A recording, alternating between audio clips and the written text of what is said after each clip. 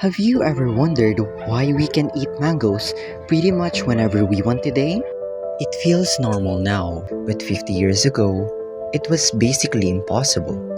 Back then, mango trees were the divas of the fruit world. They only bloomed when they felt like it, usually once a year, which left farmers constantly worrying about harvest.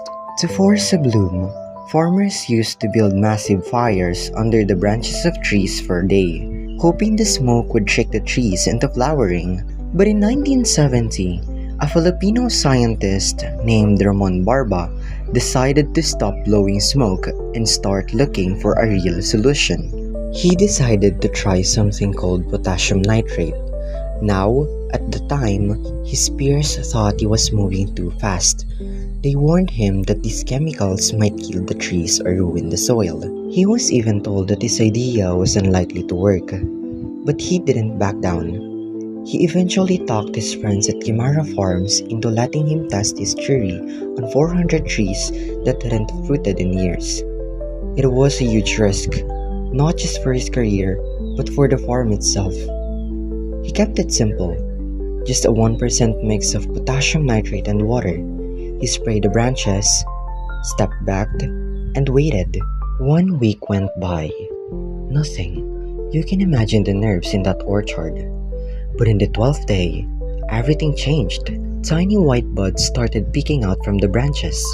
Dr. Barba's invention didn't just work. It was an explosion. The trees were absolutely covered in flowers, more than anyone had ever seen during a natural season. Within months, those same trees were heavy with golden mangoes. That one discovery tripled mango production and turned the Philippines into a global leader in the fruit trade. But the coolest part about Dr. Barba isn't just the science, it's what he did with it. He didn't patent his discovery to get rich. He kept it public because he wanted every farmer, even the one with just a few trees, to be able to use it for free. He chose a nation's food security over a personal fortune.